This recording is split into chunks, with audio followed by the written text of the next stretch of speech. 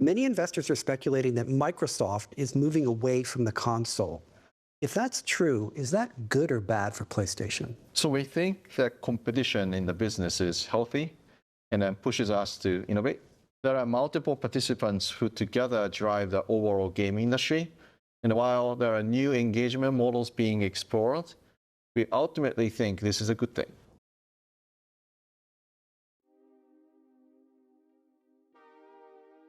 What's up, people? What you just heard was a clip from Nishino, the head of SIE, the newly found head of SIE over a little less than a year ago. SIE, of course, is the main PlayStation company.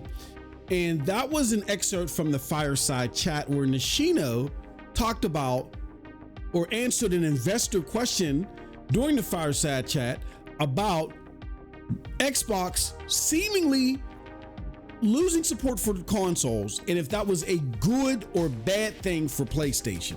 Now, amidst all this, when this originally released, a lot of gamers heard this and they focused in on the wrong thing, in my opinion. The wrong thing that they focused on was Nishino's excerpts about strategy, whether strategy was changing or whether it was staying the same.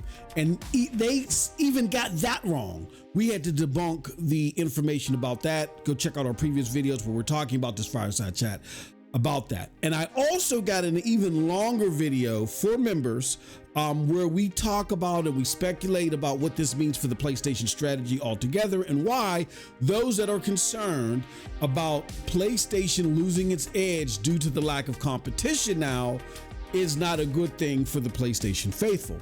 With all that said, this is a poignant excerpt from the fireside chat because it's the theme and the thesis of this video. In this video, we want to talk about why the console war is not a bad thing and why people misunderstand what it actually is, and what's the difference between the console war, more importantly, and fanboyism. Again, what's up, people? It is your boy, MM2K of Hard Knock Digital Culture, Cloud Dosage, and here, MM2K Gaming, back again with another episode of The Dose. This is where we talk about the latest and greatest in the video gaming sphere. And man, oh man, oh man, we got a great one for you today. But before we get into this one, do us a huge favor. Hit that like button, hit that subscribe button, and rock those bells for notifications, please. All right, so with no further ado, let's get into this one. All right, y'all, so I was listening to the fireside chat because I wanted to understand something that's going to be another video here. I wanted to understand the rumors that PlayStation might be dropping multiple tiers, similar to what Xbox was doing with the Xbox Series S and the Series X. And I said, why, after such a doomed strategy, if this is true, why would PlayStation do this? And I had to listen to the fireside chat to try to pick some tea leaves to try to better understand the strategy where I may have missed out on why this would even be an approach of theirs. And also looked at back material, things that Hiroki Totoki has said, Herm Hulst, and all other stuff, along with Nishino here. And I came across this clip again and I said, hold on, we got another video here because there's something that Nishino said that's relative to another discussion that's happened in the periphery on Twitter, X, whatever you want to call it, and social media altogether. And that is the misappropriation of the word console war and the misunderstanding of the difference between console war and fanboying, as I said earlier in the bumper. So I'm going to take this opportunity to explain the difference between the two to you. Because I've been a gamer that's been doing this for a while. I've been gaming for over 4 decades. I've seen the term console war come to light, and I've seen over the years how it's been misappropriated and how it's being misused by newer gamers that, you know, just want to go pew, pew, pew everywhere. They want games everywhere. They don't understand how the actual console war played a pivotal role in us getting some of the best games this generation, right? And how the lack of quality, the lack of ingenuity, and how a lot of these publishers and some of the devs as well have become so creatively bankrupt on why we're still just living off the teat of games that were generated 2 generations ago. Like, we're seeing such a lack of innovation. The games that we're playing pretty much were designed during the PlayStation 3 360 generation, because competition, because these big companies, as explained by an exec that helped coin the phrase, or help add weight to the phrase console war, as we'll see in comments that they've made. Because gaming has become so expensive on the development side, why these publishers have been longing for this day to where they can mass produce games, not worry about outdoing each other on quality, by simply giving you no other choice if you've become someone that has been accustomed to independent upon gaming. All right. But before we do all that, all right, before we get into that and deep dive all that, I do want to show you guys something from that exec that I aforementioned. Okay. And that exec is Peter Moore, my favorite exec in the gaming business ever. Now, I'm going to be honest with you. For decades, I did not know who any of these people were. I did not know who the execs were. I didn't care. All I cared about was the games and the platform they were coming to and how innovative they were. Peter Moore was the first exec I knew by name, because Peter Moore, when he was head of Xbox, he stood out above everybody. It wasn't just the Gears tattoo, and it wasn't just the GTA tattoo. It was just his approach to gaming, his cutthroat approach to gaming, and his desire to make sure that Xbox pulled itself from the little kid's chair and dominated the big table, right? And he did so. And the 360 did something that other platforms were never able to do. Long-standing platforms like Nintendo and Sega were never able to do, and that is go toe-to-toe with Sony with the Xbox 360. They did so much that, you know, you can look at prior reports that are out there during that time period, that PlayStation was in threat of closing down. There were some talks and some murmurs about it. And if my memory serves me correct, Shuhei Yoshida, former head of Worldwide Studios at SIE, I think he mentioned this in an interview with somebody. I think it was Kind of Funny Games, or maybe someone somewhere else. Colin Moriarty, where he mentioned that the thing that saved PlayStation was a brand of TVs. And because the brand of TVs were doing so good, even though the PlayStation 3 was going through such turbulent times in comparison to generations past, that Sony decided, okay, we're going to plug some more, we're going to utilize this money that we're getting from the successful TV brand, and we're going to use that to keep PlayStation alive. And the rest is history. So with that said, I want to bring close attention to the words that are being mentioned by this exec, Peter Moore. Peter Moore said, "I did encourage the battle. PlayStation versus Xbox console war was healthy, but has lost its feistiness," Peter Moore says. Right. And I want to share some notes with you that Peter Moore not only mentions in this article, or I want to give you like a snapshot of Peter Moore's consensus on this, or his perception on this, not only from this article, but from other interviews that he's done with Gamertag Radio and other outlets, right? So if you don't know who Peter Moore is, again, he's a former executive at Sega, at both Sega and Xbox, and he states that he and his colleagues at Microsoft, and quite frankly everywhere else, they encouraged the console war between Xbox and PlayStation. They felt that the rivalry was healthy for the industry and beneficial for gamers, promoting innovation and a more competitive environment. I remember personally hearing the term console war. This is before social media and all of this stuff. Again, I've been doing this for decades. So I remember in the 90s, reading up on different showcases and stuff before E3 was ever aired on television that I was aware of. Right, reading up in gamer magazines what was being said by these executives as they rolled out these new platforms. And I particularly remember that executives, including Peter Moore, was going up there and they were using console war by name. These executives framed the console war. That's where console war originated from. Console war is simply the battle between two gaming brand platforms to see who can dominate the space. And again, I wholeheartedly seen with my own eyes, regardless if I wanted to believe it or not, I've seen it with my own eyes, how over the generations, including up to today, how the console war and its proper context help frame quality in gaming. Okay, I'll continue on with his perspective of the console war and how it's innovative gaming. Peter Moore also believes that this competition was a rising tide that lifted all ships by challenging each company to invest billions and ultimately benefiting consumers. Moore has noted that the current state of the industry is less feisty as companies are more cooperative, and the focus has shifted away from the traditional console rivalry. And again, when we talk about feistiness, or when he's talking about feistiness, we're not talking about people arguing on social media. Who cares about that? We care about the feistiness between the different platforms to outperform each other, because when they do that, they are giving us the best that they got, because they got to outshine the people across the street.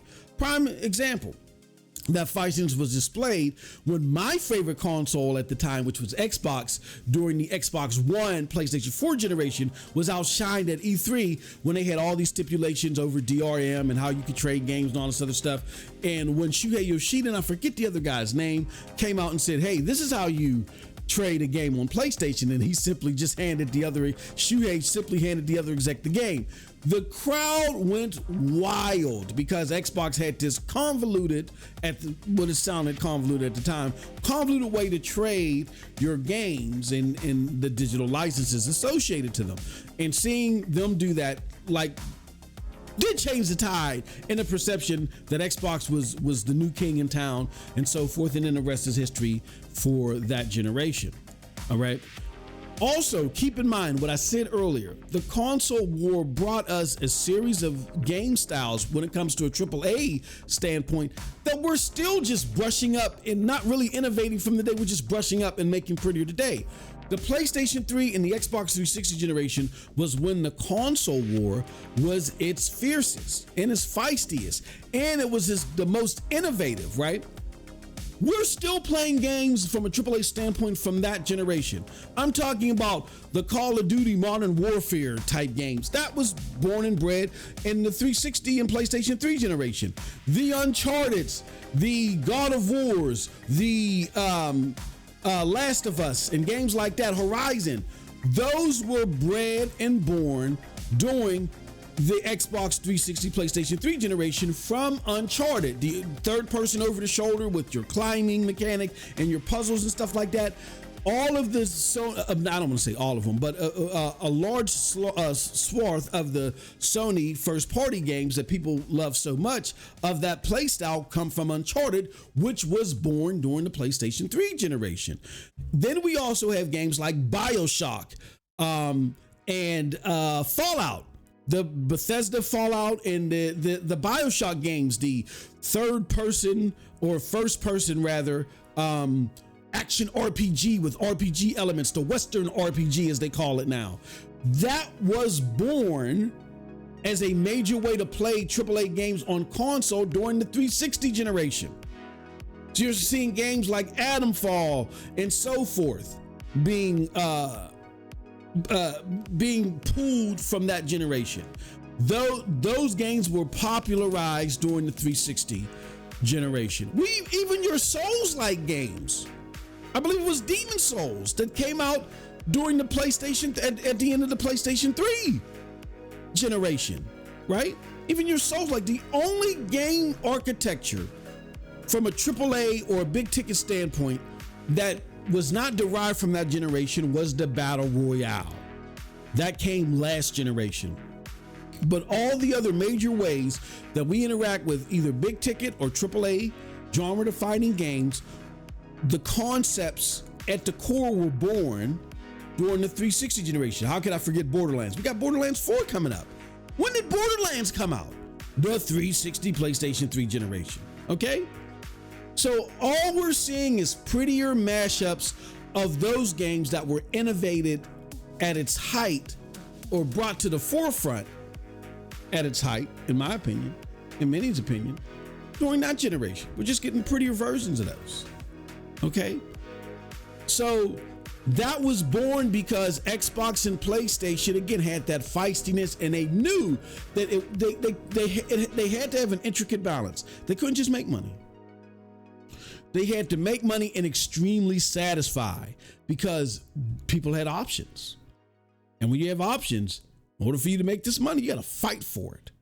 And when the companies have to fight for our attention, we always win. I think this is common sense, and we know this in any other industry. So that's why I don't understand why we're picking up on the execs marketing when they say, oh, the console war is over, and oh, all hell, the console war is over. No, what you guys are talking about is fanboyism. Fanboyism is the slushy, slothy act of a sycophant wanting to stick to a brand no matter what happens in the fight for that brand, regardless what's going on, and they get, you know, what people call toxic online and stuff like that in sake of their brand. Yeah, fanboyism can go the way of the dodo bird. I don't think anybody can defend fanboyism. But the console war, not so much. Let me talk a little bit more about Peter Moore's thoughts on how the console war was good for gamers. Peter Moore also states that when it comes to the console war, that again, the motivations for innovation, again, the pressure to outperform rivals led to the innovation and helped to elevate the status of the entire video game industry, moving it beyond the perception of being a waste of time. It was also healthy competition. Moore believed that the rivalry between Microsoft and Sony, and to an extent Nintendo, was a positive force that pushed the industry forward. He argued that the significant investments made by the companies during the console wars were ultimately beneficial for gamers, leading to better technology and experiences.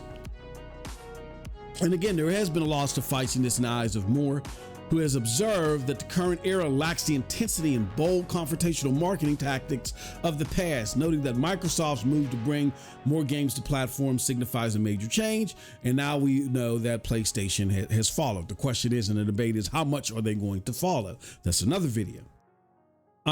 Peter Moore admits that it's not the old days. He believes that the landscape of big budget acquisitions and widespread content availability is a much larger, more economically driven phenomenon than earlier console wars. I mean, I kind of talk about this in a members video that I have associated to this.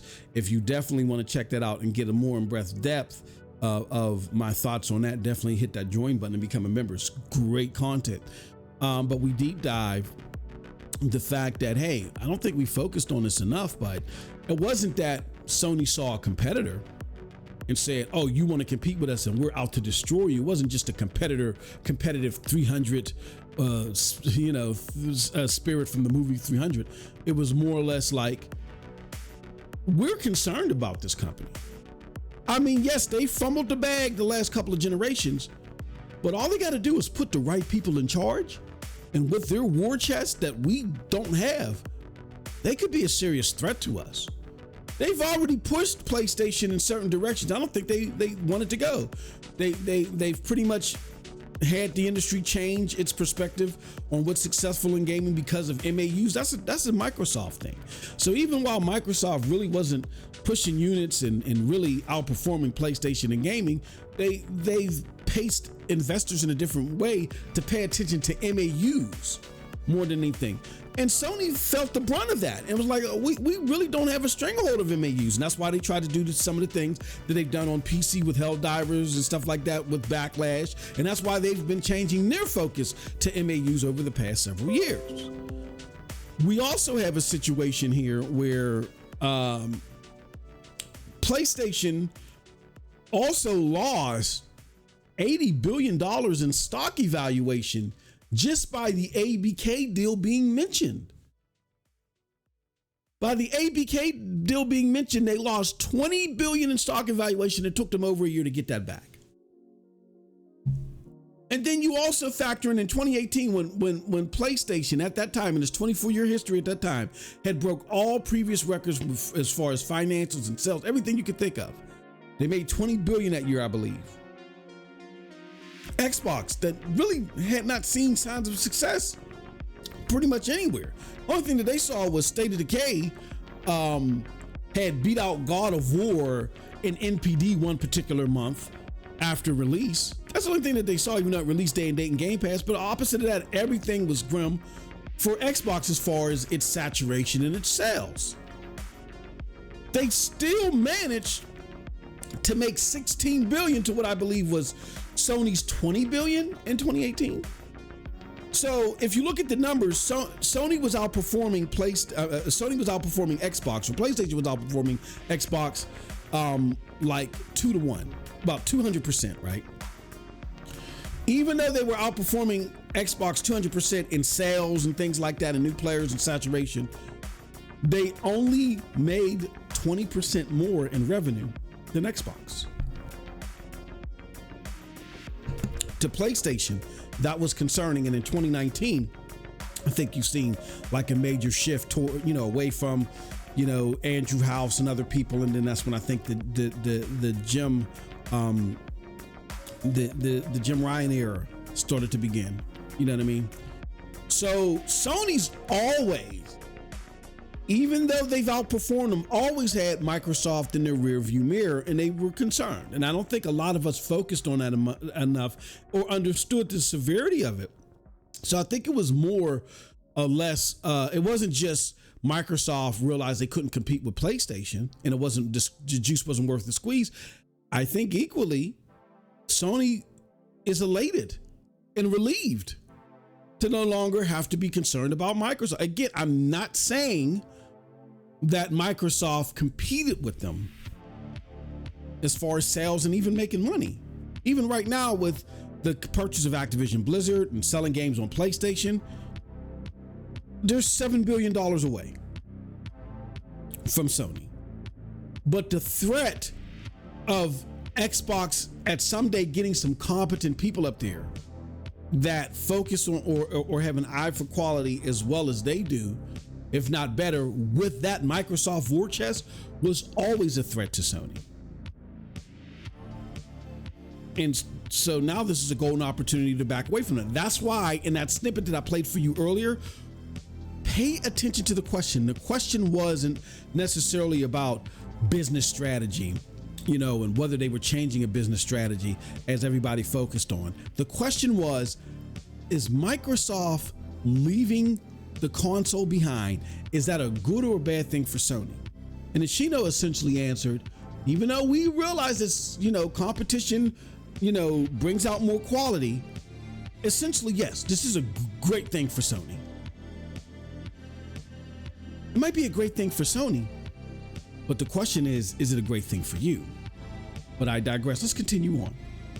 So, to help you better understand the console war, the term console war originated during a fierce rivalry between Nintendo and Sega in the late 1980s and 1990s. It wasn't something that was bred on social media. I'm a console warrior. No, that's a misnomer. It's made up, okay?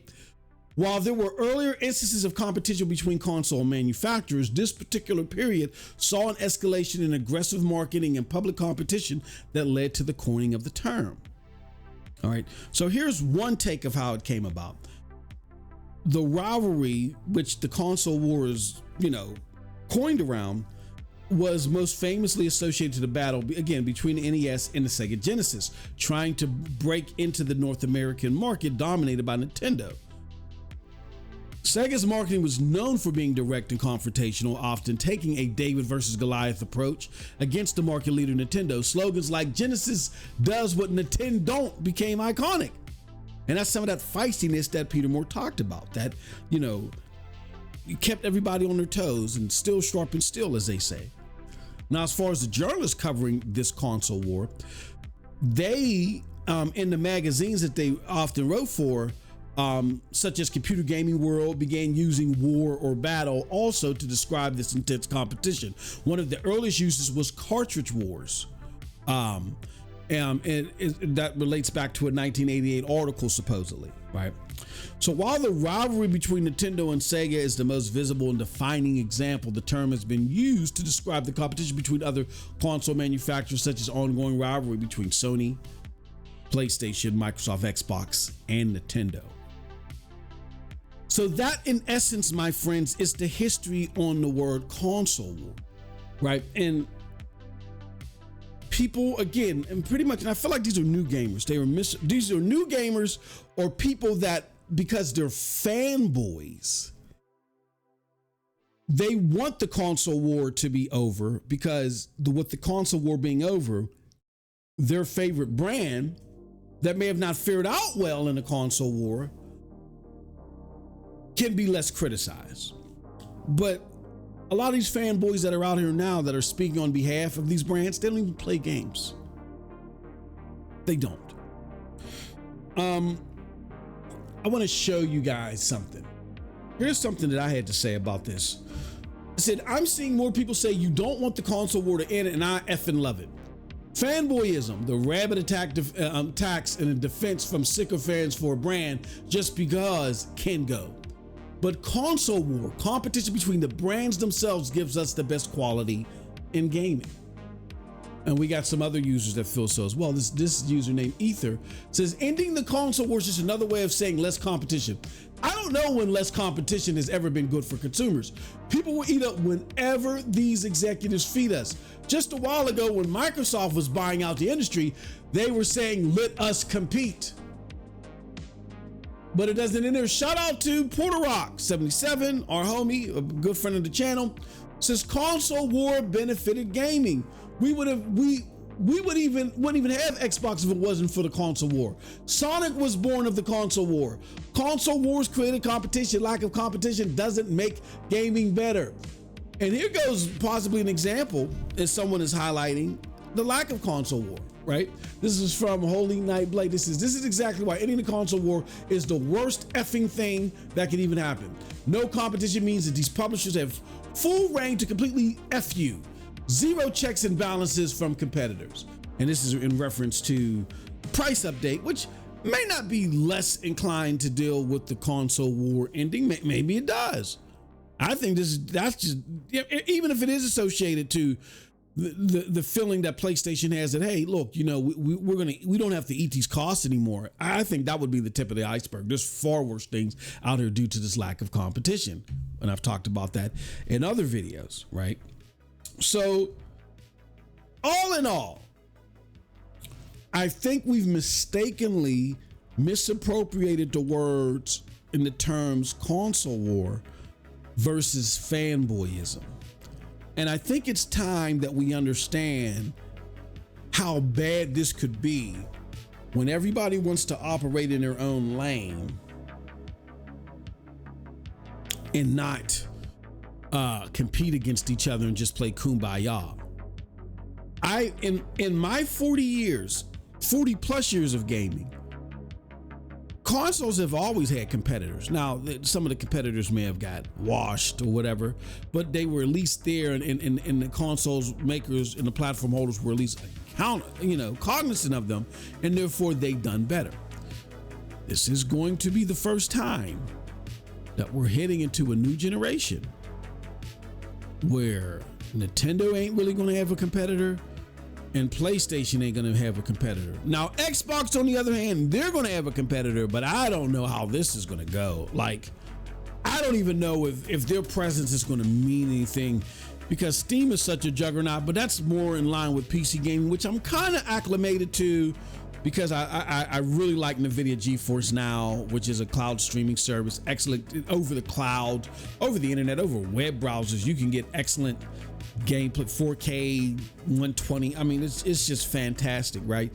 But even though I'm kind of situated in the PC space, I'm more of a console-esque type gamer than I am there. So you got to chalk that up to PC gamers on how that might lay out on their end. But to have the two major quote-unquote console developers not really having any competition, this is the first time we're gonna see this, and I don't feel comfortable about it. Just some of the things that we're hearing from PlayStation already bring up a lot of concerns. Like I said, even though Nishino said, I'll close out with this, even though Nishino said that this is ultimately, when asked about whether Xbox leaving the console space is a good thing for PlayStation, him saying yes, it is a good thing for PlayStation. You gotta ask yourself, is this a good thing for you? Because the last time PlayStation tried to do something that was purely good for PlayStation, you got the PlayStation 3. I'll leave it at that. With that said, that's it from, oh, no. Think about the PlayStation 3 this time with no competitor. So there's no course correction that they're gonna feel is needed. With that said, that's it from your boy. Let me know what you think about all this in the comment section below, because like I always say, I'm curious what I think. But if you did like what I had to say, check out the links below to follow me. And think about hitting that join button, get some of this great deep diving content. A lot of it will be members first, like this video is going to be a members first video where the members get access to it first, and then it goes public later. But if you want day one access to the stuff, you know, hit that join button. Also, there's members exclusive content. See, we believe in exclusivity here. Member exclusive content. For your additional support, we want to reward your membership, because without this support, we can't do what we do. So we have members exclusive content. If you want to get access to that members exclusive content, like I said, I have a whole bigger podcast where I talk in depth and I deep dive this, and then we got some other content coming as well about other gaming things on the periphery that are somewhat associated to this. You're going to get access to that on the member side for sure. With that said, we appreciate everybody. Until next time, have a wonderful, wonderful gaming day. Peace.